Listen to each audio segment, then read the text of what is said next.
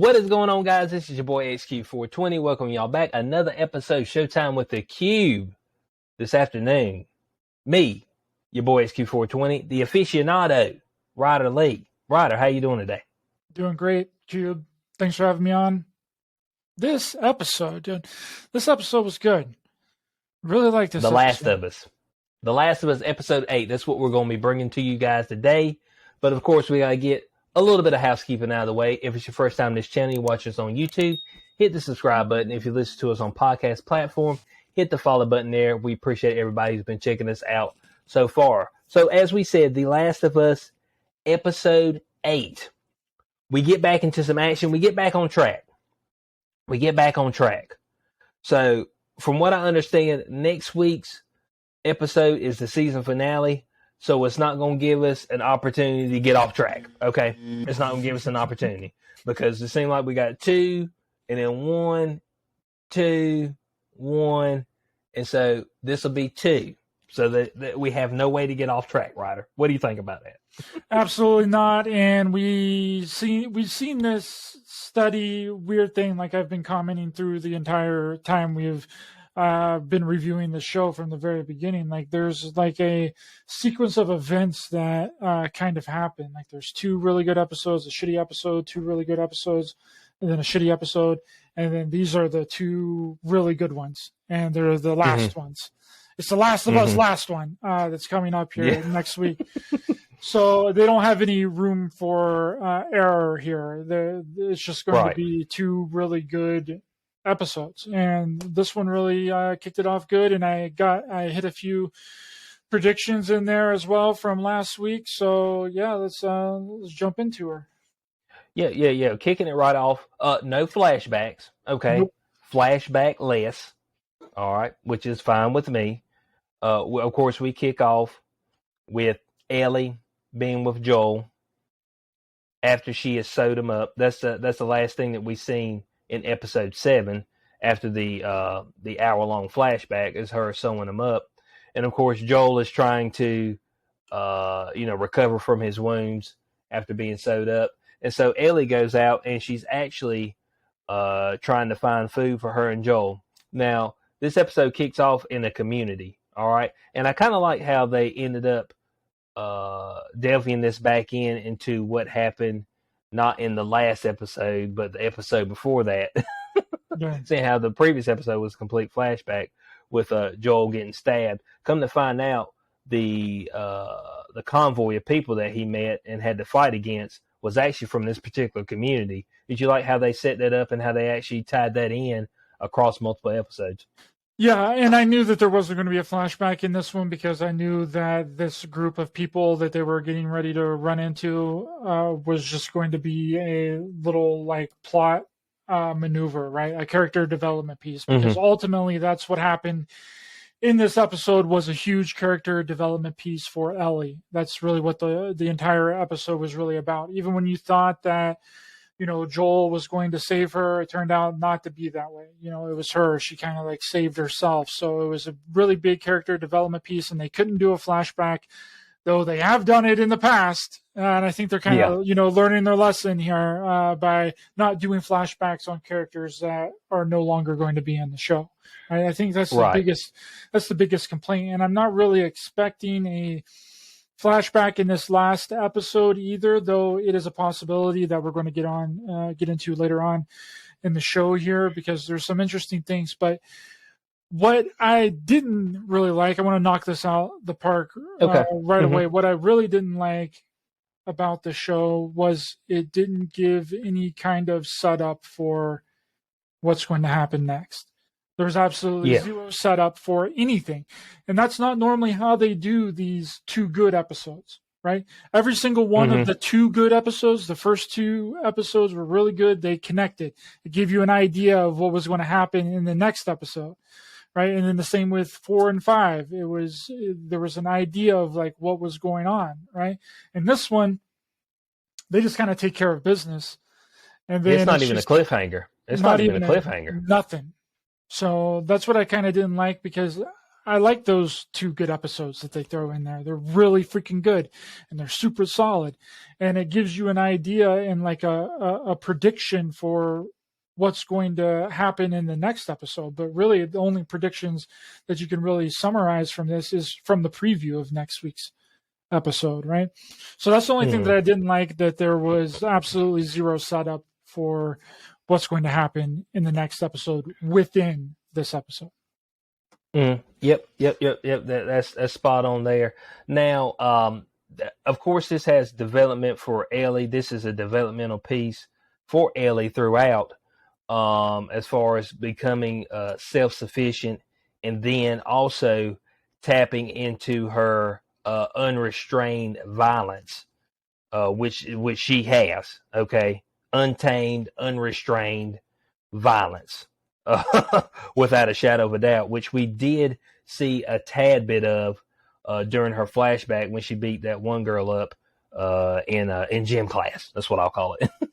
In gym class, when they were running the laps, doing the laps. But we also have this small community, and they are led by David. Now, David seems to be a righteous man per se. He seems a cult to be leader. He's a straight up cult leader, bro. Very culty. What? Super culty, bro. Well, yeah, this is true. He is super culty. But when it starts at the beginning, he's reading the good book. Okay, the good book. So so with them reading that, you're like, oh, this man's righteous. Righteous man, righteous availeth much. That's what I heard. Okay, that's what people have told me. So you see him, you just see him as a type of person. Oh, he just wants to help his community, make sure they eat, things of that nature. Now, you did have something previously about it being a cannibal community, and you didn't find that until the very end, that they actually had been feeding some of their dead. Well, I'm assuming there's some of their dead, maybe. You suspected it throughout the episode that they were cannibals. Well, yeah, there was potential. The one thing that called it, they couldn't find anything out. They couldn't find any food. They couldn't find any animals to eat or anything. And that's the first thing that I hit on. I was like, okay, I think I'm right about this. They're definitely cannibals, because like, how else are they surviving? It's super cold, which also implies a time jump in the beginning of this, because the end of the last episode, I don't believe that there was snow on the ground. So they could have been out there. Joel and Ellie could have been in that little house for a few months. He could have been recovering for a while. I'm not absolutely sure, but I don't believe that there was snow before that. And then in this episode, there's a lot of snow. So I was guessing that they would be struggling more during the wintertime, this little community with David and all of that. Mm-hmm. So they imply almost right off the gate. And then whenever they take the bowl of food to distribute to their community, the chef in the kitchen, I remember what she said. She was like, what is this?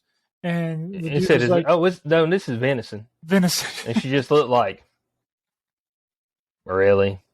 And it actually was, which is, you know. I don't know if it was at that time or not, because they haven't brought the deer back. I don't think. I thought they had brought the deer back. Maybe I think they had brought the deer back. I think they had brought the deer back at that time. But did they actually cut the deer up? I don't think so. I don't think they did. I think it was laying. And then another thing that gave you the clue that they were cannibals as well is whenever in the very beginning of the episode, whenever they're all kind of like huddled around and the girl's sad because her dad died or whatever, that was shot, which gets into a later scene that was a really freaking killer scene between Ellie and David. Really good scene. But he's like, oh, yeah. The daughter was like, well, aren't we going to bury him?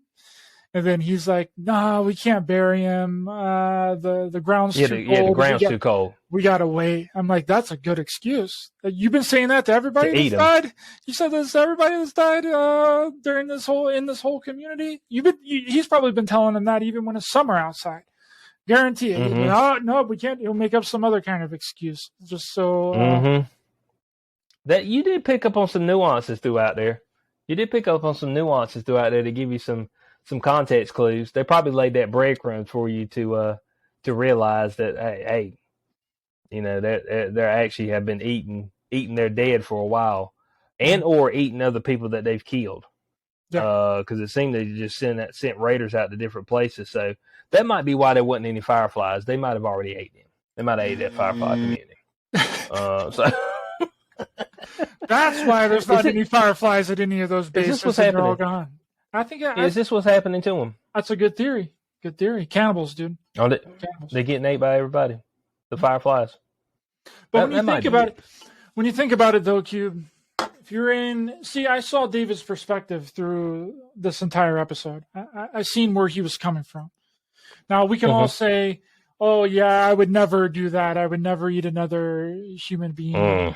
You don't know that. If you're hungry, you're starving. Now there's a difference between killing someone to eat them and then eating someone that has died, right? Like it's that, you remember that movie Alive, I think it was, where that plane crashed, and it's based on a true story. Oh, I've heard. The plane crashed, and then they're in a cave, and one of the passengers of the plane, I think they were like soccer players or some kind of sports players or something like that, and one of the people had gotten injured, and they ended up dying, and they all ate him because they were starving. Mm-hmm. Yeah, I think that was like in the 80s or something like that, but the movie was made in like the late 90s. Yeah, you have to be careful though, because like eating like humans, other humans, like it gives you some type of disease. Like I think it messes your brain up or something like that. Hey, it could be, but I'm just saying in a drastic measure like this, into the world apocalyptic thing, if like, you know, you're in a community, someone dies, you're going to be thinking about it. You know, I'm not saying that everyone's going to do it. You're going to be thinking about it. You're going to be like, that thigh kind of looks good. Especially that thigh mighty thick. Well, you got all meat on it. Definitely, if we're talking about the park ranger from Cocaine Bear, she got some thick thighs. She had the meat on the bone. Meat on the bone.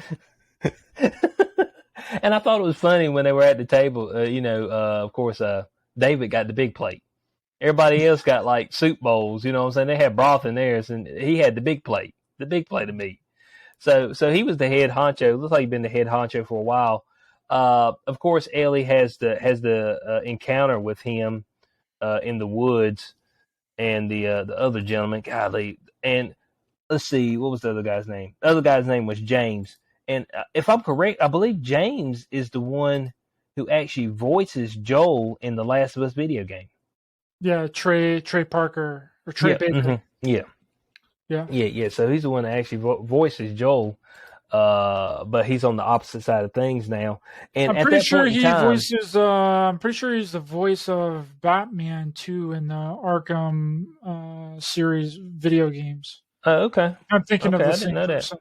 I think that he voices Batman too, but I could be wrong. I'm just thinking off the top of my head, but I've heard his name before, and I'm pretty sure he was. He voiced Batman, Two-Face, Jason Todd, and the Joker in several Batman productions, including Arkham Origins, Batman vs. Teenage Mutant Ninja Turtles, and Arkham Knight. Yep. So you're spot on. You're spot on.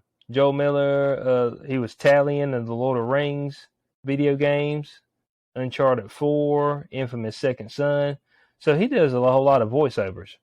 Yeah. That's what he does. That's what okay. Yeah, so he's been in some things. I like David through this whole thing because I believed David to be a leader. Right? Mm-hmm. And I thought that he could have actually have led this group of people, unlike Kathleen from the 3 episodes back. She was just god awful. No one believed her as the leader. But this dude, and that's what I liked about his character. Even though they're only in it for this one episode, at least I believed that he was the leader of this group because he had that fiercity about him. He had that leadership role. And he even went over and smacked that one chick that called out what did she say? Oh no, that they should capture and kill Joel and Ellie, and then he just walks right over and bitch slaps her. I'm like, okay, David, I see you, Bo. I see you. But yes, yeah. So from the first time that David met Ellie, and then they had that talk when they were around the fire, I knew David was trying to get some pussy.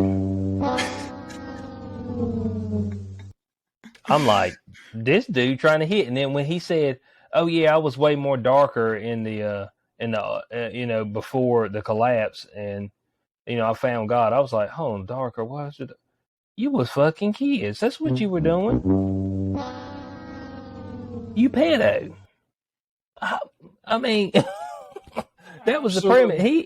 He had her there because he wanted her to become his wife, pretty much, to get them cheeks. Even at the end, when the damn place is burning down, what he trying to do?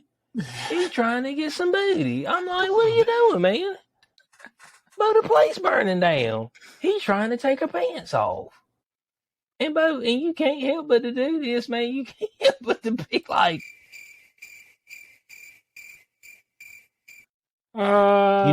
exactly like a preacher would do.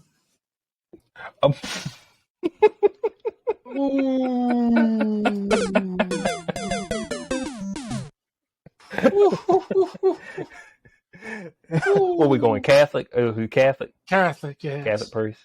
Catholic priest.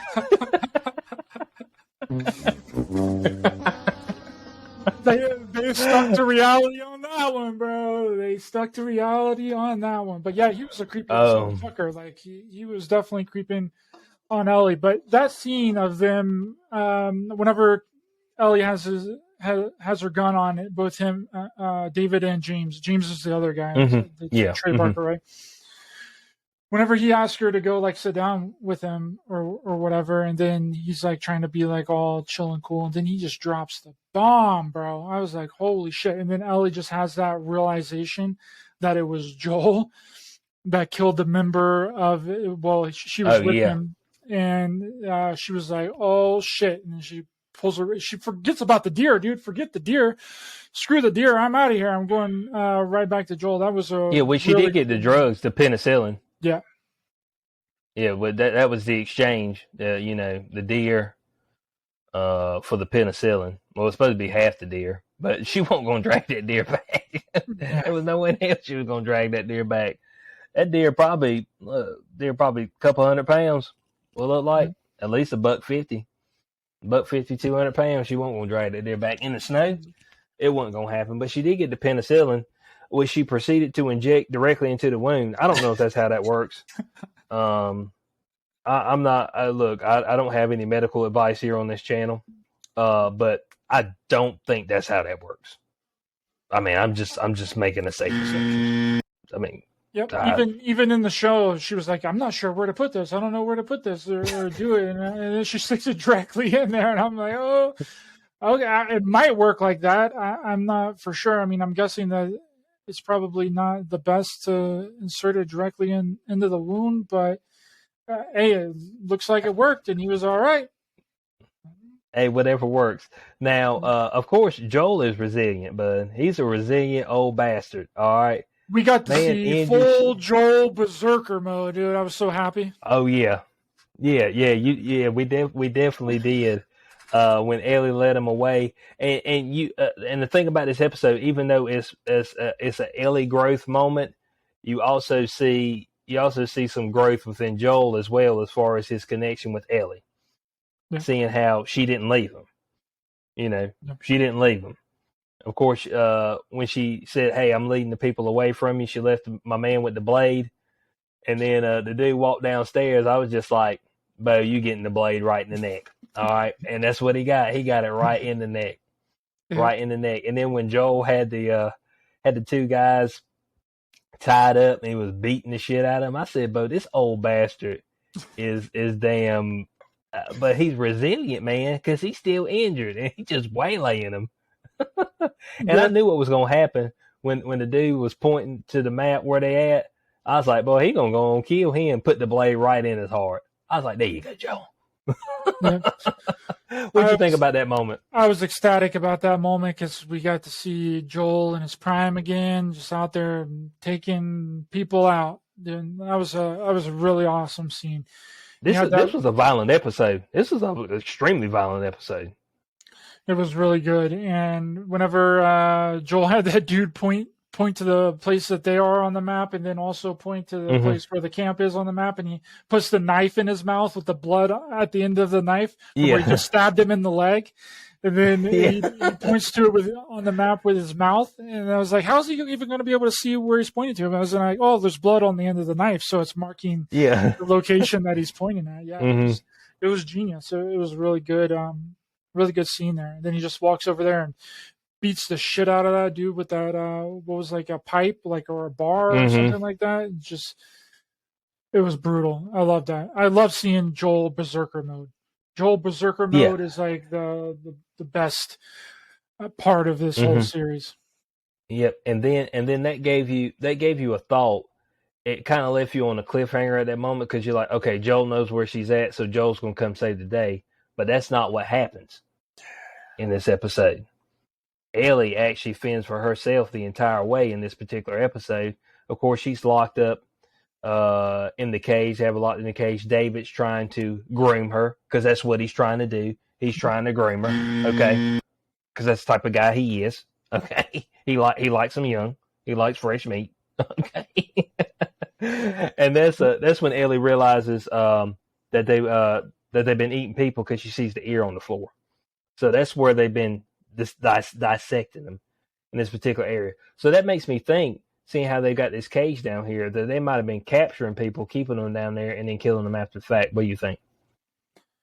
Yeah, I think that's what was going on, and I kind of like the direction that they went with that interaction between David and Ellie whenever she was in the cage. She was in jail.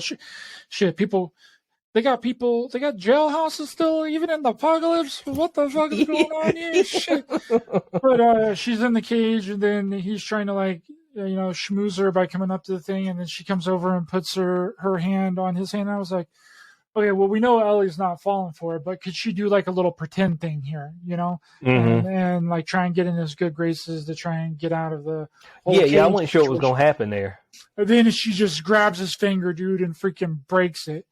And then I'm like, holy shit, she just went for it. And then he storms out, and he was like, well, you're going to see what happens to you, blah, blah, blah, blah. And then she was like, yeah, tell him that I'm the one, the little girl that broke your fucking finger. And I'm like, damn, Ellie, you're going hardcore with this shit. Because I figured maybe she would do the schmoozing type thing to try and get out. But no, she just went completely hardcore with it, which was the direction she's a ball of rage. Yeah, she's a ball of rage, and we know that we eventually have to have that maturation if they're going to follow closely to the video games, because in The Last of Us Part 2, in those games, because she's hell bent on revenge, she's extremely violent throughout the entirety of it, pretty much. After the passing of Joel in the video games, so she is like the extreme violence.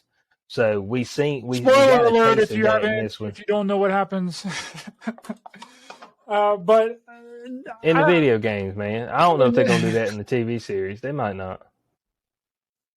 They're gonna have to hold it out just a little bit longer. I feel like that's because she's a little bit older in the video game. So I could probably see a 2 or 3 year gap. Have her get at least 18. See, they're making too much money. It's too popular right now with.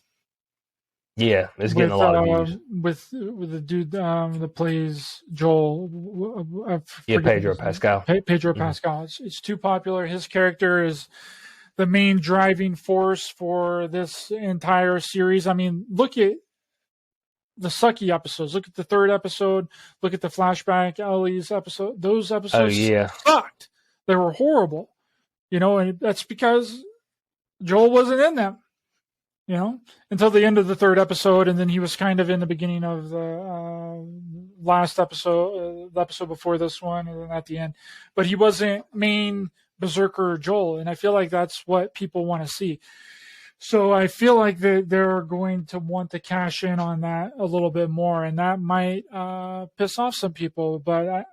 But then again, you never know. HBO is kind of badass in that kind of respect, and they might just freaking kill him off like in the first couple of episodes, just to get it over and done with. I mean, they did that in Game of Thrones. They killed off the main start guy in the first season. At the end of the first season, when you thought the entire season was going to be based around him, so they're not. It's not out of the realm of possibility. They just wouldn't pull the trigger and let him go quick in the second season. But I can also see them stretching it out until maybe midway or maybe 3/4 of the way through the second season. Mm-hmm. Okay. Yeah. True. Now, another thing with the altercation down there in the jail cell, of course, David tries to talk her up before Ellie breaks the finger. Saying how smart she is, how much of a good leader she is, how she would be great by his side. More grooming tactics to try to get her to do the nasty with him. But when I'm just trying to tell you, man, I'm just like, man, this dude wants to have sex with Ellie. That's what this is, man. I was like, anybody see this? I was like, come on. He's probably been a good boy this entire time because there isn't any children in his little compound because no one's able to have kids. And then he sees this opportunity of Ellie and he's like, oh yeah, I'm going to jump on this figuratively, metaphorically, and literally. So yeah, all the way around the board. I'm getting it in. So the so they pull her out and they're going to chop her hand off. And then it was smart. She says, I'm infected. Yep. And then David looks down at his hand and he's been bitten. And at that point in time, David and James are both freaking out. They're like, oh, holy shit. They see her arm. They see she's infected. There's no way she should have turned by now and all this. It's like, well, how long has she been bitten? All this is going through their mind. And she used that opportunity to put that blade right in James' neck. I mean, Bo, she took my man all the way out. I was like, dang, Bo. I mean, a perfect hit, too. Right in the jugular. What'd you think about that scene and how quickly she was able to think on her feet? Yeah, that was genius on her part. I would have never have thought to have done that, and that was a really quick snap decision, like she's going to have for the rest of the series, into season 2 as well. So it's showing. Yeah, because she's not going to overpower anybody. No, she's too small to do that. She has to. She has to outthink them, and that's what she did. And she had that. What was that? That was like a big. One of those cleaver knives, I think. It was one of them big daddies, meat cutting sons of bitches. And he grabs that thing and it hits him right in the neck. That was a pretty cool death scene. He hits the wall and then he just kind of goes down the wall. Yeah, it was a good scene. And then she gets away and then she's running around. And how did the fire start? I don't remember did she start the fire? Oh yeah. So she actually. She actually picks up a piece of wood and puts it in the coals. And David thinks she's throwing it at him, but I thought the whole time that she was trying to throw it at the drapes to actually catch the place on fire. Yeah. That I believe that was her whole plan. Get it smoky so she could kind of get somewhere where she could have the advantage out of sight, sneak up, which is what she actually did. She was managed to grab a blade, sneak up, stab him. Now, he knocks her down, and then that's when it gets weird because as the place is burning down and he's bleeding out of his side, I guess that's a good time to have some sex. I'm just like, man, what are you doing, man? I'm just like, why are you trying to pull her pants off, man? Bo, you just got stabbed in the gut. The place is burning down. So the smog got to be getting you. Carbon monoxide. What have I told folks? A guy with a man with a hard dick is the most dangerous being on this planet. That's just all there is to it. Okay, I mean that's all there is to it, Bo. Everything else, Bo, goes out the window. All right, I'll one up you there. I think that a man that likes children is the most dangerous people on the planet. I think that's the most sick, disgusting thing that you could possibly be in the world to. Even see children like that attractive in any kind of way. But it was really developmental for her because she just went through like a bunch of shit. You know, she was just locked up again in that jail cell, just like she was kind of locked up in the first episode with the Fireflies whenever she was chained up. Yep. You know, she's reliving that kind of trauma again. And then the place is on fire. She doesn't know, and she finds out that they're eating people. You know, that's got to be traumatic for her as well. You know, and then she sets the place on fire, and there's this dude that's trying to freaking kill her. So I 100% understood the amount of psychological damage she had to have been through in that moment whenever she went berserker on her on him. I mean, we got to see her go berserker mode just like we normally get to see Joel go berserker mode, you know. So this was Ellie's time to shine. She went berserk on him, boy. Woo! With that meat cleaver, what was it, 10, 15 times? I mean, she just waylaying in that head. Yep. I mean, you seen the blood hitting the screen, her face, and everything. I was like, me and my girlfriend were watching, and we were like, damn. I mean, she went ham on the dude, bud.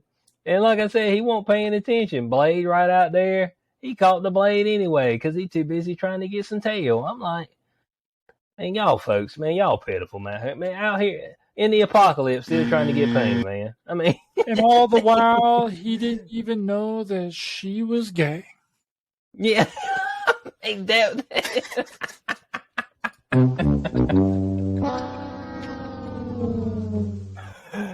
even got any clue.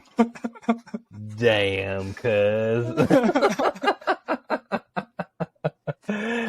She never could have loved you because she's gay. It's like. Never would have worked, bro. Never would have worked. You tried, though. Damn. Good effort. Damn. Yeah, so Ellie proceeds to brutally kill David in the restaurant. And when we say brutally kill him, meat cleaver to the head at least 10 to 15 times. Repeatedly, viciously, violently, blood splattering, death. So yeah, that's it for David. David gone, one and done character, another leader of some cult and communist freaking takeover, cannibal eating motherfuckers gone. One offer. But yeah, that was go ahead. Yeah, can we need to send them off, you know what I'm saying? As we send everybody off.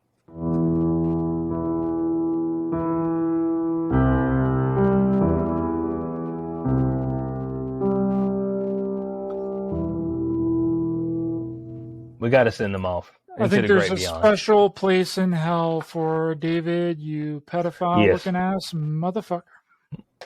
Yep, most definitely. After that, Ellie walks out, gets grabbed by Joel. Of course, she's freaking out because of what just happened. Very traumatic. And then that's when the connection. Joel calls her baby girl, which is what he called his daughter. Yep. He's finally accepted her as his own, even though that she's not his own. Yeah, it was a very special moment, and she was like kind of taken back because of the trauma that she just endured. You know, she was like, she kind of like fought him at first because she thought that it was another one of these crew people that was a freaking pedophile that was going to try and grab her again. You know, so yeah, that was a really good scene. Very loving, touching moment between her and Joel, and they hug. And I just wish that they would have given some kind of hint within the episode, like they want to leave you all the way on the cliffhanger, bud. You ain't got. You can't even be a cliffhanger. You just coming up to a cliff. It's like I'm on the way to a cliff. Now I'm still about an hour or two away, but we're on the way to the cliff. So let's do our predictions for final episode. For me, I think they finally get to a Firefly group.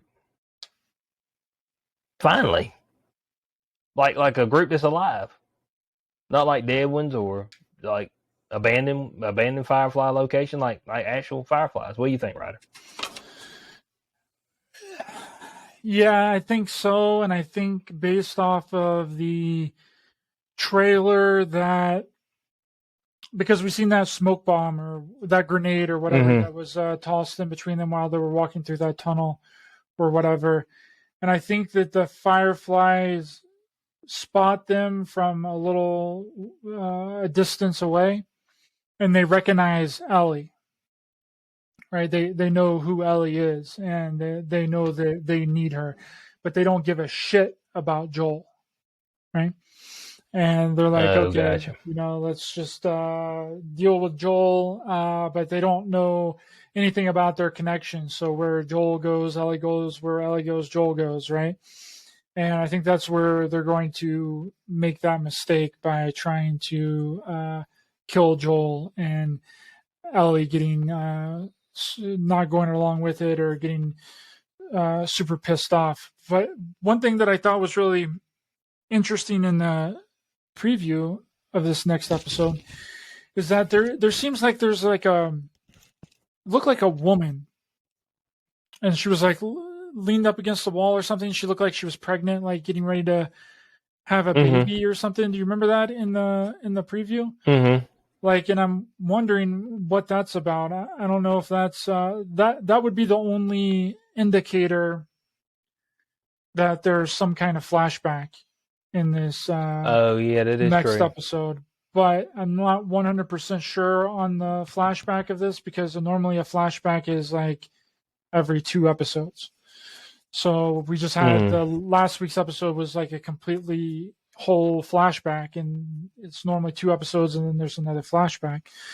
So we're on the last episode, but I don't know, they could throw it in there and switch up the algorithm and the way that they've been doing it this entire time and do like some sort of quasi flashback. Now I don't know if that's going to be like a flashback of maybe Ellie's mother or something surrounding why she's not, why she can't be infected. If I were to guess, that's what I would think that the flashback would be about, is something to do with her blood and that she's special in some sort of way. Who knows? Maybe she's the incarnation of Jesus. Maybe she's girl Jesus, baby girl Jesus or something, you know?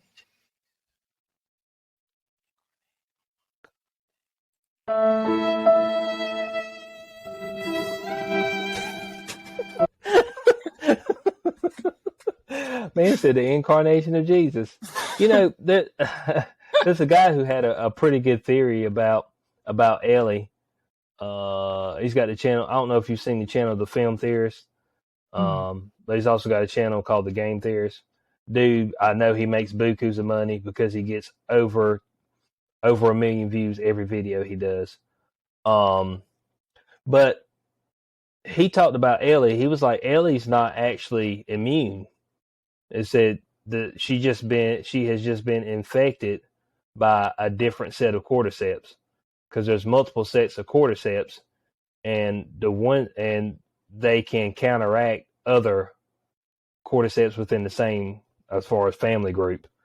And so with the way her actual diagram looked in the video game, with how low her white blood cell count and all that stuff was, technically her immune system would be shit because the fungi was suppressing it, but it would also make it where the other fungi that was actually causing people to become crazy maniacs couldn't infect her.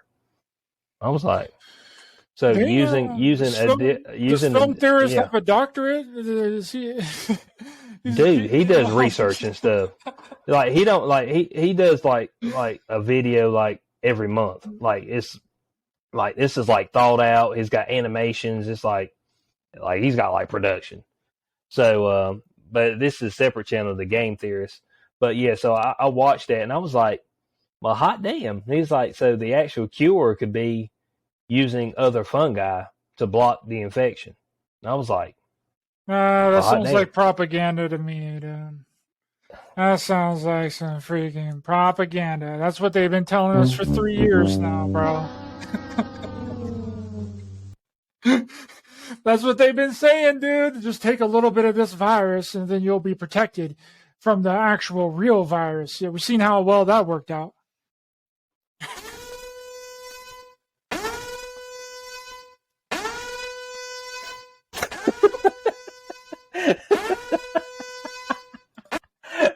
Oh, I'm sorry, guys. But we see how well that worked out for us. Hey, man, just take you one of these. Get you a pokety poke. Pokety poke will work, won't it? Get you another pokety poke. You need. Have you got your fifth pokety poke? No. Okay. Maybe you need your fifth pokety poke. That'll really get you over this. You're only protected if you take up to 5 at the exact same time. That's the way that it works. And you gotta mix them. There ain't no taking the same one from the same manufacturer. Now you gotta get one from here, one from over there, one from over here, and that's how you really get protected. So Yeah, and then sometime shortly after you have this happen, bud. So that's episode 8 of The Last of Us. Let us know your thoughts on this in the comment section below. Did you like the episode? Where do you think this is going? How do you think this is going to end, this particular series? Be very interested to hear everybody's thoughts on that. And so yeah, we're going to wrap it up there. I say 8 cubes out of 10. Yeah, mine would be 8.5 cubes out of 10. Yeah. Yep, so very high rating. Very good episode. Go check the episode out, guys.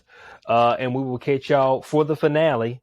And of course, we're going to have our theories about what we're going to see in season 2 as well, depending on what we see in the finale of The Last of Us. So from your boy XQ420, co-host on this one, the aficionado, Ryder Lee. We're going to catch y'all on the next Showtime with the Cube. Peace out.